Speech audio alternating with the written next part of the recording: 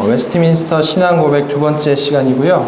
웨스트민스터 신앙고백 1장 1항에 하나님의 계시라는 제목으로 우리 같이 말씀을 나누겠습니다. 이 성경 구절은 로마서 1장 18절부터 20절까지인데요. 이 성경 구절을 우리 같이 한 목소리로 읽으면서 시작하도록 하겠습니다. 하나님의 진노가 불의로 진리를 막는 사람들의 모든 경건하지 않음과 불의에 대하여 하늘로부터 나타나나니 이는 하나님을 알만한 것이 그들 속에 보임이라. 하나님께서 이를 그들에게 보이셨느니라. 창세로부터 그의 보이지 아니한 것들 곧 그의 영원하신 능력과 신성이 그가 만드신 만물에 분명히 보여 알려졌나니 그러므로 그들이 핑계하지 못할지니라. 아멘. 여러분은 계시라고 하면요, 계시라고 하면 무엇이 생각나십니까? 사람들은 주로 신비주의나 이단들이 자기가 신에게 계시를 받았다라고 말하는 것, 그런 것들을 떠올리죠. 어떤 교주나 어떤 신령한 사람이 신으로부터 특별한 계시를 자기가 받았다라고 말을 하면서 그 내용으로 사람들을 현혹하는 것, 그런 것들을 떠올리곤 합니다. 우리는 이런 일들이 있는 것을 이제 뉴스 같은 데에서 종종 보기 때문에 사람들은 뭔가 잘 되거나 뜻밖의 바른 결정을 하게 될 때에 농담 삼아서 뭐라고 말합니까? 내가 계시를 받아서 그분이 오셔서 이게 잘 됐다. 이런 식으로 그냥 얘기를 하죠. 그런데요, 이런 세상에서 이제 농담으로 사용되는 것과 이 동일한 맥락이 이 시대 교회 안에서도 쉽게 발견이 되고 있습니다. 어떤 모습입니까? 신비주의에 빠진 분들은요, 하나님이 어젯밤 꿈에 나에게 이렇게 말씀하셨어. 기도 중에 이렇게 말씀하셨어. 라고 교회 안에서 거침없이 이야기를 하죠. 그리고 그런 말은 이제 교회 안에서 큰 권위를 가질 때가 참 많습니다. 그래서 이런 것에 익숙한 사람들은요, 이 자신의 삶 가운데 무언가를 결정할 때 그런 말을 좀 자주 하시는 목사님이나 혹은 소위 기도 많이 하시는 권사님, 이런 분들한테 가가지고 자기의 앞일을 상담하기도 합니다. 그리고 나서 이제 며칠 후에 그분들이 이제 시통으로 계시를 받으셔가지고 그에 대한 대답으로 내가 기도해보니까 당신이 이렇게 저렇게 해야 된다. 이렇게 얘기를 해주곤 하죠. 여러분도 아마 신앙생활 하시면서 이런 비슷한 일들을 많이 봐보셨을 겁니다. 그게 드물지는 않은 모습이죠. 그래서 교회 다니는 분들에게 계시라고 하면 주로 이런 류의 것을 떠올릴 때가 참 많은 것입니다. 자, 여러분은 이런 모습에 대해서 어떻게 생각하십니까? 어떻게 생각하시나요? 자, 개혁주의 조직신학자 로버트 레이몬드라는 분이 있는데 이렇게 말합니다. 하나님께서 오늘날도 예언자들과 방언을 통하여 사람들에게 직접적으로 말씀하신다라고 믿는 것은 그만큼 그가 성경을 하나님으로부터 온 말씀으로 절대적으로 필요로 하지 않는다라는 것이며 따라서 오직 성경의 위대한 종교개혁적 원리를 버려버린 것이다. 이 시대의 교회 안에 수많은 사람들이 직통계시를 믿고 이를 소위 또 하나님의 음성을 듣는 법이라고 해서 또 방법론적으로도 많이 접근을 하는데요. 그러나 이것은 완전히 잘못된 생각이라는 것을 지금 레이먼드 교수는 말을 하고 있는 거죠. 여러분, 청교도 조나단 에드워드 아시죠? 영적인 체험을 참 많이 하고 그 영적인 체험을 아주 귀하게 여겼던 그런 분입니다. 그런데 그런 그도 이 조나단 에드워드의 부흥론이라는 책을 보시면 직접 계시, 이런 직통 계시를 수용하는 순간에 그 사이로 사탄이 집어넣지 못할 것은 아무것도 없다라고 말을 했습니다. 사람들은 많이들 오해를 하지만 이렇게 일반적인 영적인 체험과 직통 계시는 우리가 좀 철저히 구별해서 생각을 해봐야 될 문제인 것이죠. 여러분, 하나님은 살아계신 하나님이시죠. 살아계신 하나님이시고 섭리하시고 역사하시는 하나님이십니다. 그렇기 때문에 그런 하나님을 믿는 우리는 당연히 영적인 체험을 할 수 있고 이건 너무나도 귀한 거죠. 그죠? 우리는 늘 큰 은혜 주시기를 기대하고 간구해야 되고요. 그 가운데 우리는 특별한 체험을 가질 수 있습니다. 그러나 그것이 곧 그런 체험을 통해 하나님이 직접 말씀하시는 것을 듣자라는 말은 아니라는 겁니다. 우리는 보통 그런 식으로 말하고 가르치는 생각하는 그런 사람들로부터 어떤 걸 봅니까? 심각한 거짓을 보죠. 무슨 말인가 하면요, 다시 말하지만 우리는 기도하면서 큰 은혜를 경험할 수 있습니다. 그죠? 경험할 수 있죠. 그리고 꿈을 꾸다가도 뜨거운 경험을 할 수 있죠.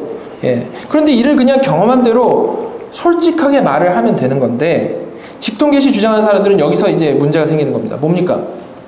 그런 영적인 체험에 자기 마음대로 큰 의미를 부여하고 해석을 다는 거죠. 거기다가. 예. 기도하다가 고민하는 부분에 어떤 확신이 왔다면 그냥 사실대로 기도하다가 확신을 갖게 됐다. 정말 감사하다. 이러면 되는 건데요. 주로 뭐라고 말합니까? 어젯밤 기도 중에 하나님께서 말씀하셨어. 이런 식으로 말을 하죠. 그죠? 왜 그러는 겁니까? 그렇게 말함으로 자기 그 영적인 체험에 의미를 부여하고 권위를 부여하는 겁니다. 이건 분명히 하나님이 하신 100% 일이다라는 것을 강조하는 거죠. 자기 관점에서. 이런 모습은 정말 잘못됐다는 겁니다. 설령 꿈꾸다가 기도하다가 무언가를 우리가 진짜 들었다 쳐도 그것이 하나님의 목소리라는 것을 어떻게 확신할 수 있습니까? 그죠? 어떤 기분이 막 황홀해졌다라고 해서 그게 하나님의 목소리라는 것을 증명해 주는 겁니까? 그렇지 않습니다. 절대 그런 식으로 그냥 이렇게 얼렁뚱땅 그냥 좋은 게 좋은 거니까 그렇게 넘어가면 안 된다는 거죠. 저 예전에 이런 거를 막 얘기하시는 분들과 대화한 적이 있었는데 제가 간단히 한 가지 질문을 했습니다. 뭘까요? 하나님의 목소리를 들었다고 하시는데 하나님의 목소리가 젊은 사람 목소리였습니까? 아니면 그 산신령 목소리였습니까? 예, 그 리암 리슨 목소리 있죠. 하나님 전형적인 하나님 목소리. 그럼 보통 뭐 그런 게 아니다라고 이제 대답을 하죠. 그럼 목소리도 아닌데 왜 하나님이 말씀하셨다라고 단정적으로 말합니까라고 이제 저는 얘기를 합니다. 그럼 더 이상 대답은 없죠. 그만큼 이런 분들은요, 그냥 자기 생각, 느낌에 어떤 권위를 부여하려고 알게 모르게 습관적으로 또 그런 전통이 있으면 그런 전통적으로 이제 거짓이 섞여져 있는 겁니다. 조나단 에드워드 말처럼 이런 식으로 하면 사탄이 거기다 집어넣지 못할 게 없는 거죠. 자, 여러분 오늘은 웨스트민스터 신앙 고백을 이제 처음부터 오늘부터 이제 살펴보기 시작할 건데요. 이 신앙 고백의 순서를 살펴보게 되면 가장 먼저 나오는 내용이 계시라는 것을 우리가 알 수 있습니다. 가장 먼저 나오는 내용이 계시죠. 지금까지 살펴본 대로 우리는 세상에서 그리고 지금까지 경험해서 계시에 대한 잘못된 관점들을 참 많이 접해 왔었는데요. 신앙 고백은 성경적으로 바른 계시가 무엇인지에 대해서 가장 먼저 정리를 해주고 있다는 겁니다. 우리는 이를 통해서 가장 성경적이고 가장 바른 계시에 대한 관점이 무엇인지를 분명히 정리를 할 수가 있는 거죠. 이를 공부하고 나서 앞으로는 이제 계시라고 하면 이제 더 이상 이런 직통 계시에 안 좋은 그런 추억보다는 이 성경이 말하는 계시에 대해서 우리는 떠올려야 한다는 겁니다. 자, 그럼 일단 이 계시, 레벨레이션인데 이 계시가 무엇인지에 대해서부터 좀 생각을 해보도록 하겠습니다. 자, 어원부터 생각해 보면 계시하다라는 이 그리스어 동사는요, 주로 이 아포칼립테인이라는 동사로 볼 수가 있는데요. 그 의미는 베일을 벗기다, 덮개를 벗기다, 이런 의미인 겁니다. 그러니까 하나님의 계시, 하나님의 계시다라고 하면 그 의미는요, 원래 볼 수 없게 베일에 쌓여져 있는 것인데 하나님께서 의지적으로 베일을 벗겨서 보여주시는 것이다 라고 이제 생각을 할 수가 있는 것이죠. 보여주시는 하나님께 전적인 주권이 있는 것이고 보여주실 때에는 하나님의 그 보여주시려는 의지가 거기에 드러나는 겁니다. 하나님이 보여주시는 계시. 안 보여주시면 원래 그만인데 하나님께서 주권적으로 의지적으로 보여주셨다는 거죠. 이것이 하나님의 계시의 가장 기본적인 의미인 겁니다. 자, 그럼 이제 하나님께서 자신을 어떻게 베일을 벗기고 보여주셨는지, 어떻게 계시하셨는지에 대해서 좀 생각을 해보겠습니다. 이를 신학에서는요, 주로 일반 계시와 특별 계시, 일반 계시와 특별 계시로 나누는데요. 먼저 일반 계시의 일반적이다라는 것이 무엇을 말하는 건지를 우리가 이해를 하게 되면 특별 계시의 특별함이 뭔지를 알겠죠. 그죠? 뭐가 일반적인지 알면 뭐가 특별한지도 알 거 아닙니까? 그죠?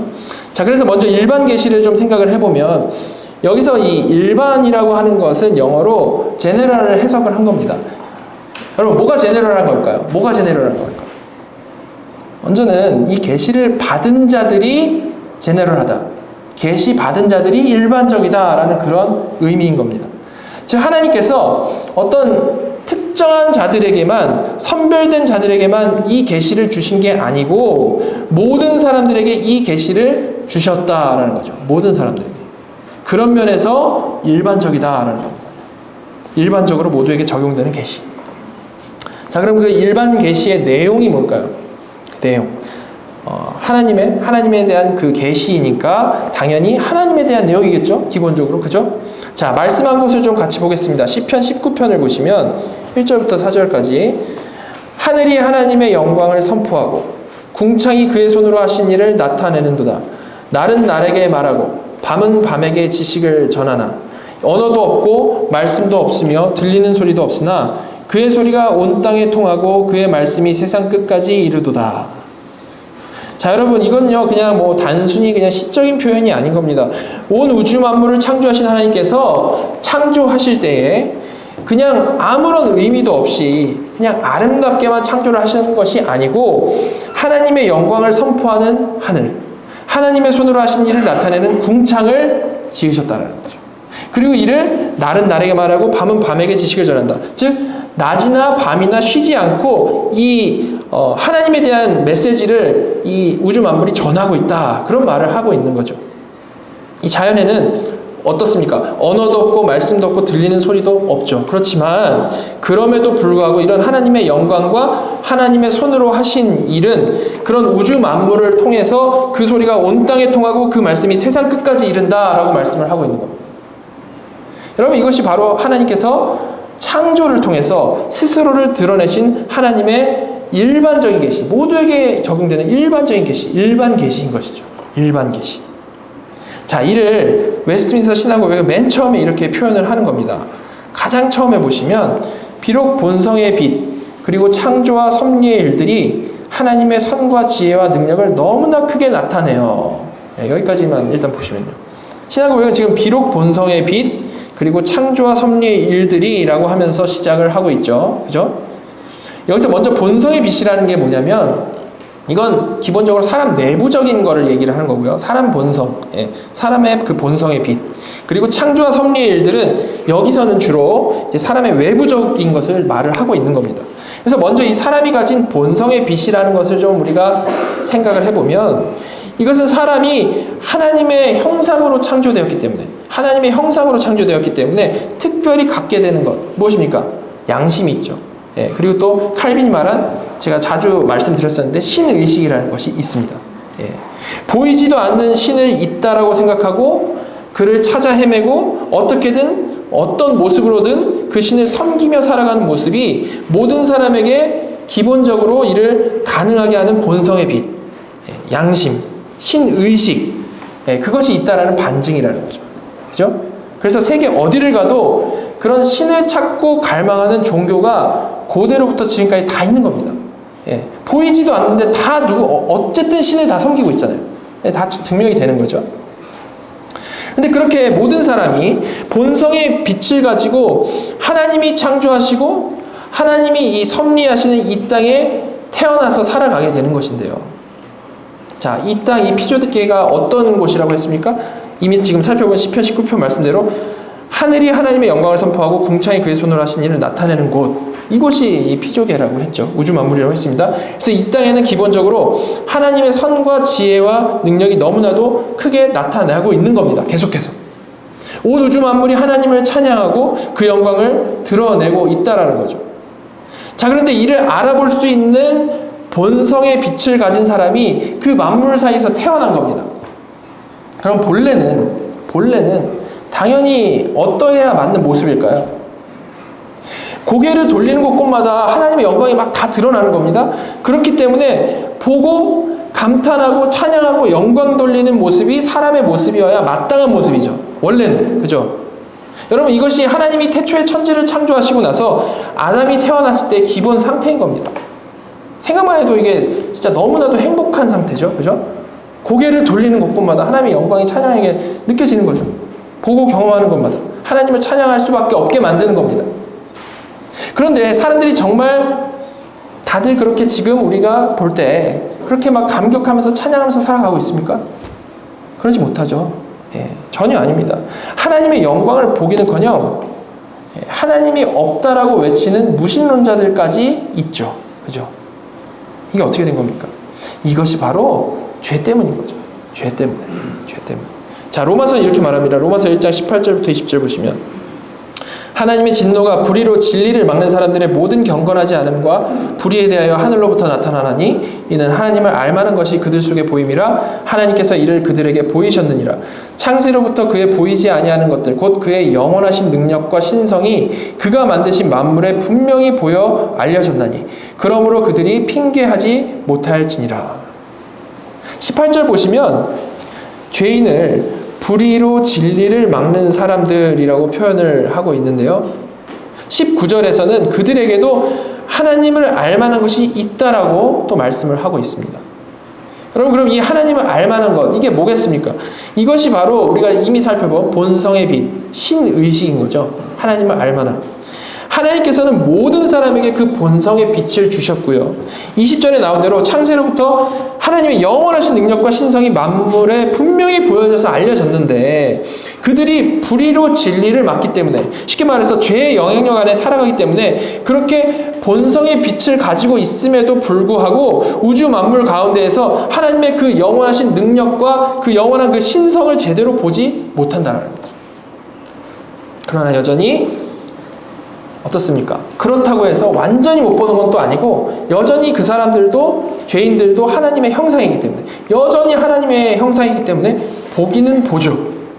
그러나 늘 제대로 보지 못하고 희미하고 왜곡되게 보기 때문에 그 공허한 마음을 자기 나름대로 상상 속에 하나님을 만들어서 섬기는 걸로 채우는 겁니다. 스스로 종교를 만들어서 하든지 아니면 뭐 돈, 명예, 권력 같은 우상들, 마음의 우상들을 세워서 어떻게든 그 공허함을 채워보려고 하는 거죠. 그러나 절대 그렇게 해서는 그 공허함, 그 불만족은 절대로 채워질 수가 없는 거고요. 오히려 그런 거짓 종교들에 빠질수록 더 공허해지고 더 피폐하게 되는 겁니다. 이런 상태에 살아가는 모든 죄인은 하나님의 심판대 앞에서 전혀 핑계를 댈 수가 없는 거죠. 지금까지 계속 그걸로 고민을 사실은 해왔기 때문에 핑계를 댈 수가 없는 겁니다. 자, 그럼 그런 상황에 놓여있는 죄인이 심판대 앞에 가기 전에 가장 그랬으면 좋겠는 반응, 기대되는 반응, 가장 바른 반응은 뭘까요? 그렇게 막 고민하며 살아가는 죄인이 가장 바른 반응, 내가 따르고 있는 종교, 내가 만든 마음의 우상이 이거 아마도 거짓이겠구나, 이게 아니라 뭔가 분명히 진짜가 있을 텐데, 그런 생각을 가지고 찾고 찾아가는 그런 모습을 보일 때, 아, 정말 제대로 그래도 가고 있다라고 생각을 할 수 있지 않겠습니까? 그죠? 목이 말라서 죽겠어서 우물을 파봤어요. 우물을 파봤는데 거기에 흙탕물만 나오면, 아, 그래도 물이니까 뭐 괜찮지 하면서 계속 그 물 먹고 있으면 되는 게 아니고 새로운 생수를 찾아서 다시 눈을 돌리고 찾아 나서야 정상이라는 겁니다. 그러나 대부분의 사람들은 그러지를 못하죠. 대부분은 흙탕물 먹으면서 스스로 괜찮다고 거짓 위안을 삼습니다. 그러면서 그 자리에 그냥 계속 머물다가 결국 죽음의 결론을 얻게 되는 것이죠. 그리고 옆에 사람들이 이제 모두 흙탕물 먹고 죽어가는 것을 보면서 이제 허무주의에 빠져가지고 이제 이런 반응을 하는 겁니다. 시편 14편 1절. 어리석은 자는 그의 마음에 이르기를 하나님이 없다 하는도다. 어리석은 자는 그의 마음에 이르기를 하나님이 없다 하는도다. 여러분, 이게 무신론자죠. 이런 무신론자들도요, 사실은 신이 존재한다라는 것을 마음 깊은 곳으로부터 알고 있습니다. 이 말을 듣고 뭐 그들은 당연히 발끈하겠지만, 지금 이제 죄의 눈이 가려지고 세상이 다 죄에 뒤덮여가지고 그렇지 못하게 보는 것일 뿐이지, 사실은 말씀에 나온 대로 그들 속에도 하나님을 알만한 것이 분명히 있죠. 무신론자라고 해가지고 그들에게 없는 게 아닙니다. 그들에게도 분명히 있습니다. 하나님의 형상으로 창조된 사람에게 신의식은 없어지지 않는 건데요, 그저 그들은 회의주의에 빠져서 그 어리석은 길을 계속해서 가고 있는 겁니다. 그러나 그렇게 애써 인정하지 않는다라고 해서 그들에게 심판이 없는 건 아니죠. 그죠? 동일하게 그들에게도 하나님의 심판이 분명히 있고, 그 심판대 앞에서 그들은 전혀 핑계를 댈 수가 없다라는 말입니다. 땅에서는 애써 부인했지만 하나님의 존전에서는 전혀 할 말이 없는 거죠. 너무 명확하니까. 그죠? 아마도 흙탕물이라도 어떻게든 좀 새롭게 파보려는 노력이라도 했으면 좋았을 걸 하면서 엄청난 후회를 할 겁니다. 자, 이런 사실들에 근거해서 체드 반 딕손이라는 교수님은 이렇게 말을 하고 있습니다. 불신자들에게 하나님의 존재를 입증하려고 애쓰지 말아야 합니다. 그렇게 하는 것은 사실 불신자들에게 그들이 이미 알고 있는 사실을 말해주는 셈입니다. 사람은 누구나 하나님에 대한 지식으로 마음의 찔림을 받으며 살아갑니다. 그들은 그분의 존재를 강렬히 의식하고 있을 수도 있고 혹은 의식적으로나 무의식적으로 그 생각을 억누르고 있을 수도 있습니다. 하지만 어느 누구든 하나님을 찾는 일을 결코 그만둘 수 없을 만큼 충분히 그분에 관하여 인지하고 있습니다. 여러분, 많은 사람들이요, 전도를 할 때 하나님의 존재, 하나님이 계시다라는 사실을 어떻게든 잘 설명해 주기만 하면 사람들이 믿을 것이라고 생각을 합니다. 그렇지 않습니까? 과학적인 팩트들로 하나님이 진짜 살아계심을 우리가 밝혀내기만 한다면 사람들이 하나님을 믿게 될 것이라고 생각하는 분들이 참 많죠. 좋은 마음에서요. 그죠? 잘 모르고 있으니까 우리가 설득만 잘한다면 사람들이 믿을 것이다 라고 생각을 하는 겁니다. 자, 그러나 여러분, 성경은 그렇게 말하지 않죠. 성경은 모든 사람이 하나님을 알만한 것, 신의식, 본성의 빛이 있다라고 말씀을 하고 있고요. 그러나 그럼에도 그들의 죄가 그걸 애써 막고 있다라고 말씀을 하고 있는 겁니다. 여러분, 많은 사람들은 막연히 지금 오해를 하는 게 뭐냐면, 하나님을 모르는 사람들이 이제 교회도 안 다니고 하니까 그들은 하나님과 관계없이 자기만의 인생을 살고 있다라고 오해를 합니다. 하지만 세상에 그런 사람은요, 단 한 명도 없습니다. 단 한 명도 없어요. 왜냐하면 모든 사람은 이걸 잘 인지하든 잘 인지하지 못하든 상관없이 기본 상태가 하나님과 관계없는 상태가 아니고 하나님을 대적하고 있는 대적자라는 관계 안에 놓여있기 때문이죠. 설령 하나님에 대해서 들어본 적이 없는 사람이라 할지라도 그 사람이 그렇다고 해서 어떤 중립의 상태에 존재하는 게 아니고 하나님의 반대편에 서서 하나님을 대적하고 있는 대적자라는 겁니다. 그것이 죄인의 기본 위치이기 때문이죠. 그렇기 때문에 우리가 어떤 과학적인 팩트들을 가지고 사람들이 아주 감동적으로 하나님의 진짜 살아계심을 아무리 잘 설득한다 할지라도 절대 그 화려한 설득이 그 사람을 거듭나게 하는 능력을 가질 수는 없다는 겁니다. 여러분, 적군에게요, 우리 왕이 정말 너무 강력하고 대단하다라는 것을 막 잘 보여주고 잘 설득한다고 해서 그들이 자기 죄를 깨닫고 돌아옵니까? 그죠?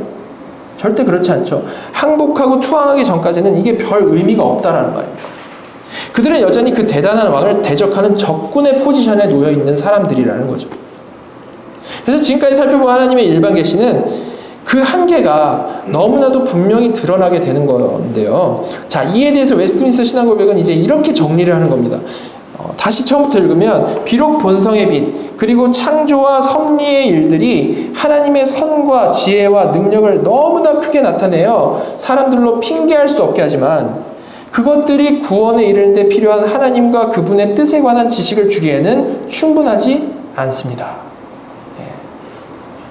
이렇게 온 우주 만물 가운데 나타난 하나님의 일반 계시, 모두에게 적용되는 일반 계시는 하나님이 계시다라는 것은 전혀 핑계할 수 없이 말해주고 있지만, 그러나 그 핑계할 수 없는 근거들을 잘 활용해서 사람들을 우리가 아무리 잘 설득한다 해도 그 하나님을 믿을 수 있게는 못한다라는 말인 것입니다.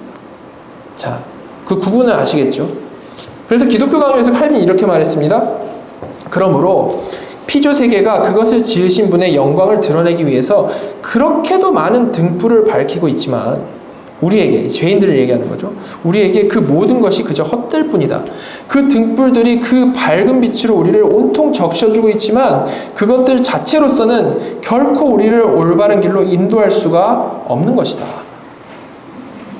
자, 이렇게 일반 계시가 선포되어지는 이 세상에 살아가는 죄인들의 한계적인 그 상황은 그들이 하나님의 영광을 회피하든지 아니면 이를 열심을 다해 찾아가든지 그로 인해 구원을 얻을 수는 없는 상황이라는 겁니다. 이걸 통해서 구원을 얻을 수는 없다는 거죠. 그저 여기서 가능한 최대 지점은 선하시고 지혜로우시고 전능하신 하나님이 거기에 계시다. 그럼 신이 계시다라는 사실을 아는 정도라는 거죠. 하나님의 신성만 확인하고 더 이상은 앞으로 나아갈 수가 없다는 겁니다. 이 일반 계시로는. 자, 여기까지가 하나님께서 창조하신 세상에서 그 일반 계시 안에서 하나님의 대적자, 죄인으로 살아가는 사람들의 경험하는 그 한계인 것입니다.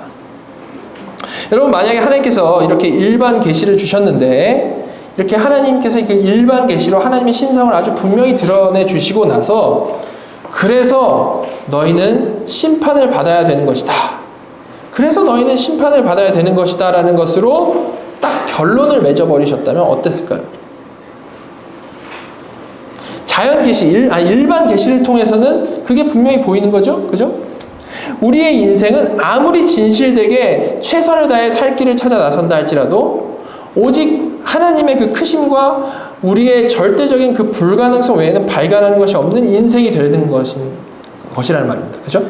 따라서 오직 일반 계시에만 있는 세상에서의 이 죄인의 일생은요, 정말 아무런 소망이 없고 우울한 일생일 수밖에 없다는 것이죠. 자, 그런데 여러분, 정말 다행인 점이 뭡니까? 정말 다행인 것. 그것은요, 우리가 신년 설교 때도 같이 봤던 대로 하나님께서는 어떤 하나님이십니까? 하나님은 사랑의 하나님. 하나님은 사랑이시다라는 것입니다. 다행히 하나님께서는 자비와 긍휼이 풍성하신 사랑의 하나님이시라는 거죠. 그래서 하나님께서는 사람들을 그냥 그 우울하고 소망 없는 상태에 내버려 두시지를 않으시고 그 일반 계시 위에 또 다른 계시를 주신 겁니다. 이에 대해서 웨스트민스터 신앙고백은 이렇게 말하죠. 그러므로 주님께서 여러 때의 여러 모양으로 자신의 교회에 자신을 계시하고 자신의 뜻을 선포하기를 기뻐하셨습니다. 그러므로 주님께서 여러 때의 여러 모양으로 자신의 교회에 자신을 계시하고 자신의 뜻을 선포하기를 기뻐하셨습니다. 비록 일반 계시로는 하나님의 신성, 하나님이 대단한 하나님이시다, 신성이 드러나지만 죄인들은 그 앞에서 핑계댈 수 없이 그냥 심판에 떨어질 수밖에는 다른 옵션이 없었습니다. 그러나 긍휼이 풍성하신 하나님, 이 사랑의 하나님께서는 여러 때의 여러 모양으로 그와는 다른 계시를 주셨다라고 지금 말을 하고 있는 거죠. 여기서 여러 때 여러 모양으로라는 것은 하나님께서 아담과 하와에게 말씀하실 때부터 시작이 돼서 하나님의 직접적인 현현, 하나님의 음성, 환상, 이상, 수많은 기적들, 선지자들을 통해서 말씀하신 것들, 그리고 그리스도를 통해 이루신 모든 일들, 그런 것 모든 것이 바로 그 여러 때의 여러 모양으로 주신 계시들 안에 포함되는 것이라는 말입니다. 이 계시들은 일반 계시만으로는 절대 알 수 없는 하나님의 구원의 비밀을 드러내는 그런 계시라는 거죠. 일반 계시 위에 올려진 새로운 계시들이라는 겁니다. 자, 그런데 신앙 고백을 좀 더 자세히 보면요, 누구에게 계시하셨다라고 지금 말하고 있습니까? 주께서 자신의 교회에게 계시하셨다라고 말씀을 하고 있죠. 이렇게 일반 계시는 모든 사람들에게 일반적으로 적용되는 계시이지만 이 하나님의 구원을 위한 계시는 특별히 교회를 향해서 주신 계시라는 겁니다. 그리고 그 교회는 당연히 구약의 교회와 신약의 교회 모두를 아우르는 택한 백성, 우주적인 교회인 것이겠죠. 그 대상이 아주 정확하다라는 겁니다. 그리고 그 구원을 위한 내용은 무엇이라고 말합니까? 내용. 여러 때 여러 모양으로 다양한 계시를 주셨다라고 했는데 여기서는 그 주신 다양한 계시의 내용을 주께서 자신을 계시하고 자신의 뜻을 선포하셨다. 주께서 자신을 계시하고 자신의 뜻을 선포하셨다라고 간단히 정리해서 말씀을 하고 있는 겁니다.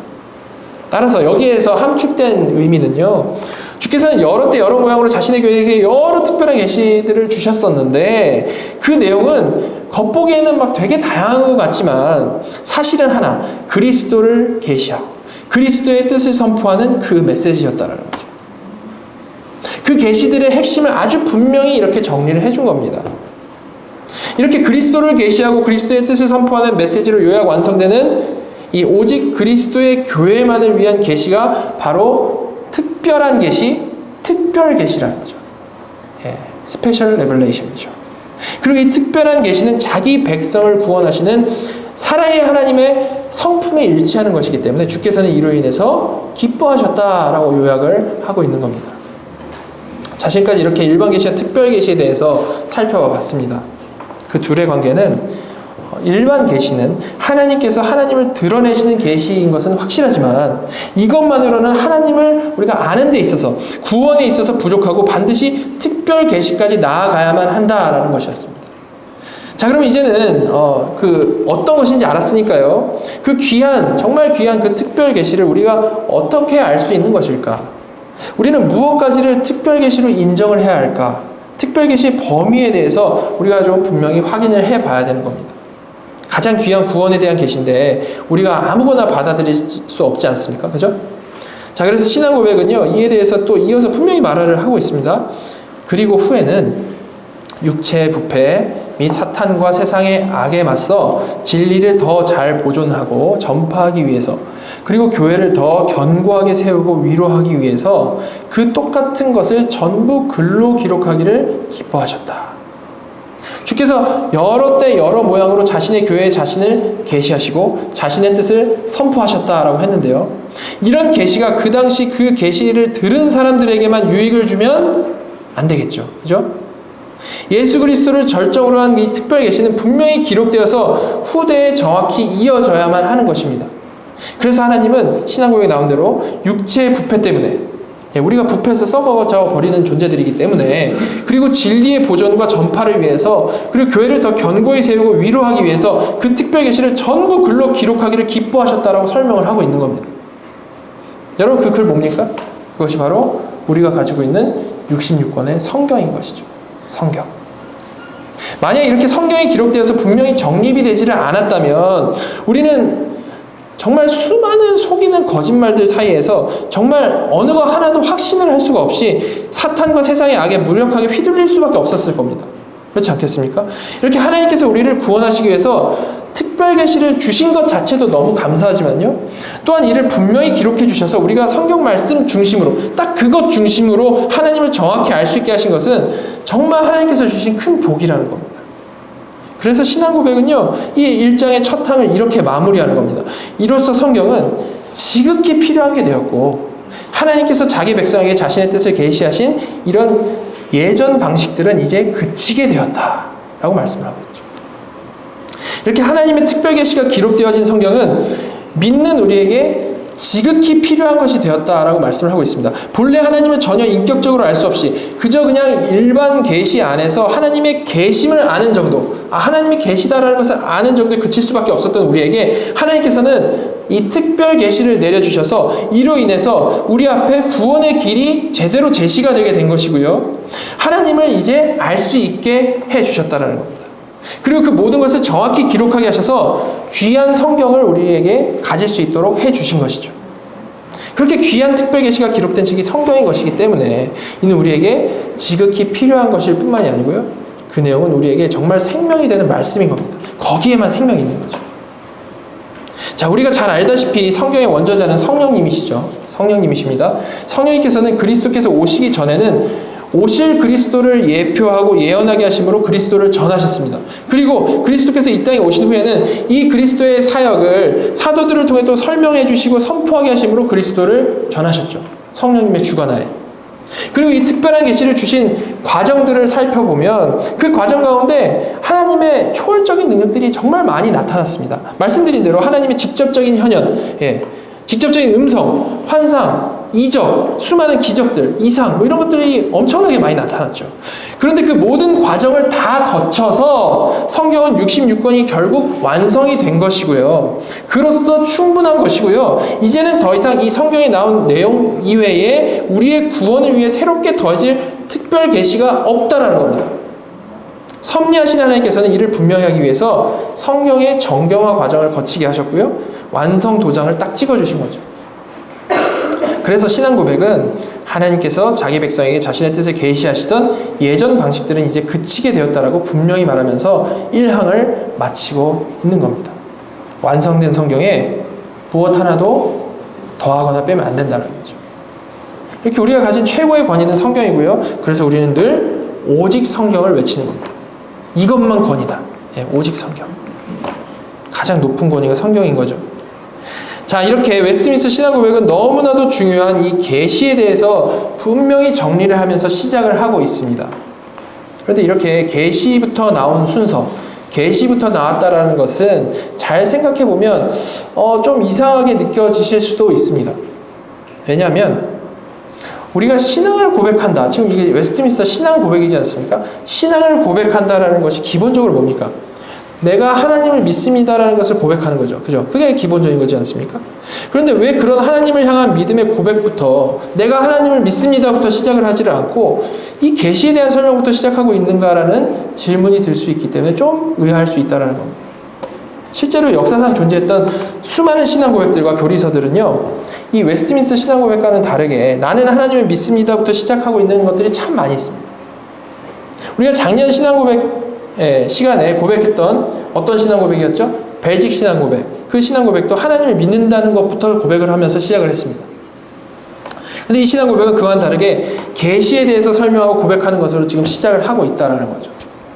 지난주에 나눈 대로 이 신앙 고백은요, 정말 수많은 신학자들, 121명의 신학자들이 5년 반 이상 머리를 맞대고 고민해서 정립한 정말 아주 정교한 문서인데, 그러한 정교한 문서가 물론 아무런 이런 의미 없이 순서를 이렇게 잡지는 않았을 겁니다. 그렇지 않겠습니까? 그렇죠? 자, 우리가 지금까지 이 계시의 의미와 중요성에 대해서 살펴봤는데요.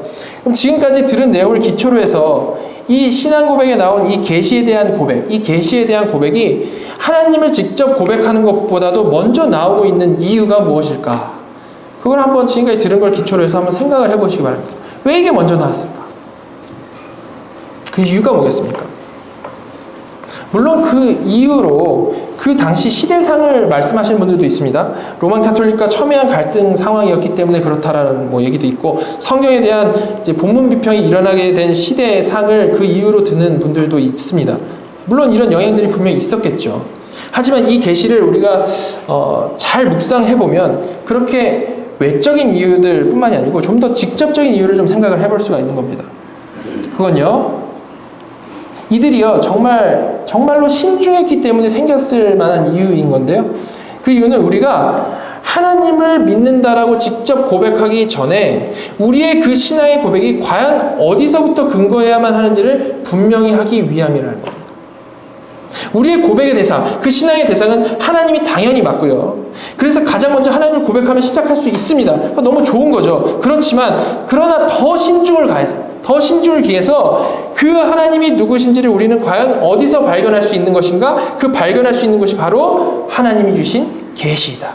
계시를 통해서만 하나님을 알 수 있다는 것을 먼저 분명히 하기 위해 이런 순서를 잡았다는 거죠. 이에 대해 좀 더 설명을 하면, 나는 하나님을 믿습니다라고 우리가 시작을 하게 되면 그 첫 고백을 하는 순간에 고백하는 사람들마다 다 다른 생각을 할 여지가 있습니다. 그렇지 않습니까? 그 뒤에 어떤 하나님이신지 설명이 나오더라도 어떤 근거로 이런 설명하는지가 분명하지가 않죠. 그러나 그 하나님이 누구신지를 설명하는 근거가 하나님이 주신 계시이다라는 것을 먼저 분명히 짚어주고 그 다음으로 하나님을 고백하게 된다면 바로 그런 순서로 인해서 더욱 분명해지는 메시지가 있는 겁니다. 그 메시지 뭡니까? 그것은 우리가 고백하는 하나님은 다른 어떤 철학적 사고로, 어떤 종교적 열심으로 만들어낸 그런 하나님이 아니고, 하나님은 스스로를 계시하신 그 계시 안에서 자신을 드러내신 그 하나님이시다. 하나님께서 말씀해 주신 그대로의 그 하나님, 그 성경의 하나님이시라는 분명한 메시지가 거기에 담기게 되는 겁니다. 성경의 그 하나님.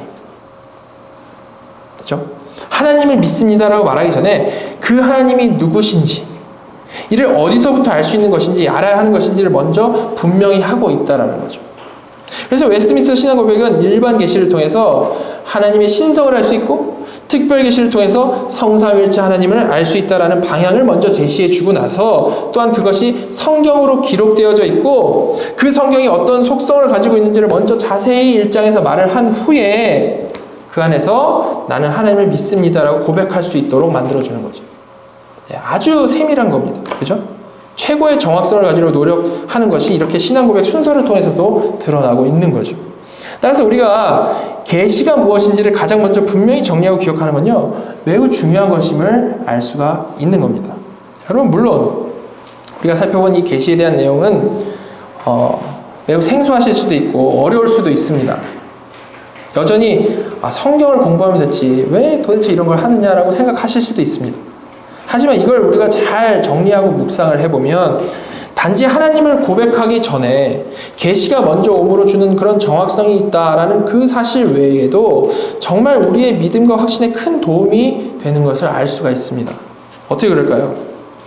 여러분, 우리가 하나님을 믿는다라는 것을 우리가 생각을 할 때에 여전히 수많은 분들은 마치 스스로 어떤 보물을 찾아 떠나는 사람처럼, 어떤 돌을 찾기 위해서 떠나는 사람처럼 우리가 멀리 계신 하나님을 찾아 떠나는 그런 개념으로 생각을 합니다. 득도하기 위해 애쓰는 사람처럼 믿음을 갖는 것을 그렇게 생각하는 분들이 상당히 있죠. 그러나 우리가 하나님께서 주권적으로 계시하셨다라는 이 사실을 우리가 잘 묵상해 보면요, 순서가 그 구조가 전혀 그렇지 않다라는 것을 깊이 깨달을 수가 있는 겁니다. 진짜 순서가 뭡니까? 우리가 아직 죄인 되었을 때, 아니 그보다 훨씬 전인 창세 전에 우리에게 자신을 드러내 보여주시려고 작정하신 그 하나님의 작정이 가장 먼저 온다는 겁니다. 생명의 근원이 하나님이신데 만약 하나님께서 스스로를 드러내 주시지 않기로 작정을 하셨다면, 생명의 근원이 하나님이신데 우리가 죄짓고 나서 하나님께서 스스로를 드러내 주시지 않기로 작정을 하셨다면 우리는 아마도 동물들과 크게 다를 바 없이 본능에만 충실하게 살다가 죽었을 겁니다. 인생의 의미고 뭐고 아무것도 알 수 없이 그냥 살다가 죽는 거죠. 완전히 영적인 흑암 가운데 살아가는 겁니다. 그러나 하나님께서 자신을 드러내 주시기로 작정을 하시고 또한 실제로 일반 계시와 특별 계시로 아주 세밀하게 드러내 주시고 또한 그렇게 드러내신 것을 우리가 다 잊어버릴까 봐 다 일일이 기록하게 하셔서 성경 말씀을 우리 손에 쥐어 주신 겁니다. 하나님께서 시작하시고 이루신 것들을 다 정리해가지고 우리 눈앞에다가 놔주신 것이란 말이죠. 그리고 그뿐만이 아니죠. 그 말씀을 손에 쥐어줘도 이해하지 못하는 우리들을 위해서 보혜사 성령님께서 각 사람에게 내주하셔서 그 말씀을 깨닫게까지 해주신다는 겁니다. 이렇게 하나님께서 계시하지 않았더라면, 또한 하나님께서 주권적으로 이렇게 이뤄나가시지 않았더라면 정말 아무것도 될 수가 없는 건데요. 사랑의 하나님께서는 주권적으로 자신을 계시해 주시고 또한 하나님의 품 안에 안기는 길, 구원의 길까지 계시해 주시고 또한 적용할 수 있게까지 모든 것을 다 해주셔서 우리가 이렇게 그 하나님을 믿는 자녀가 되어서 영광 돌리는 삶을 살 수가 있게 되었다는 겁니다. 여러분, 하나님께서는 저와 여러분을 이 일반 계시를 통해서 하나님이 계심은 알지만 특별 계시를 믿지 못하는 인생, 그저 그냥 생수를 찾아서 방황하다가 죽는 인생으로 내버려 두실 수도 있었습니다. 그러나 그렇게 하지 않으시고 창세전에 선택하시고 거듭나게 하여 주시고 성경 말씀 보고 믿을 수 있게 믿음도 주시고 인생 내내 정말 잘 때에도 깰 때에도 붙잡아 주시는 하나님이시라는 겁니다. 그리고 결국 장차올 하나님 나라까지도 인도해 주시는 것이죠. 이런 엄청난 복을 받았다는 것을 묵상하고 깨달으셔서 정말로 우리가 실제적으로 감사하실 수 있기를 바랍니다. 또한 이 구원이요, 이 계시를 우리가 묵상함으로부터 시작하는 이 구원이 조금 더 정말 나로부터 시작된 게 아니고 조금 더 나로부터 시작된 게 아니고 전적으로 하나님께서 시작하시고 이뤄가시고 완성하신다는 사실로부터 거기서 안정감과 평안함을 누리시기 바랍니다. 그래서 정말 든든한 아버지의 품 안에 안겨있는 그 자녀의 심정으로 나를 그렇게 완벽히 구원해내시는 그 아버지를 더 신뢰하시고 더 사랑하시고 더 기뻐하시고 더 감사하시는 복된 인생을 살아가실 수 있기를 간절히 축원합니다. 같이 기도하도록 하겠습니다. 하나님, 본래 하나님을 대적하는 죄인인 저희를 창세전에 선택하여 주셨을 뿐만이 아니라 하나님이 누구신지에 대하여, 그 하나님께 어떻게 나아가야 하는지에 대하여, 그 구원의 비밀에 대하여 계시하여 주셔서 하나님을 알고 예배하고 찬양하는 하나님의 백성으로, 하나님의 자녀로 살게 하여 주셔서 감사드립니다. 그렇게 은혜를 입은 자들로서 이제는 하나님께서 창조하신 자연을 보고 또 그 안에 계시는 하나님의 그 영광을 더욱더 명확히 보며 찬양할 수 있는 자들 되게 하여 주시고, 또한 하나님께서 주신 귀한 특별 계신 성경 말씀을 읽고 공부하고 묵상하며 더 깊이 하나님을 알아가고 더 깊이 하나님을 신뢰하고 더 깊이 하나님을 사랑하는 복된 하나님의 자녀들 다 되게 은혜 내려 주시옵소서.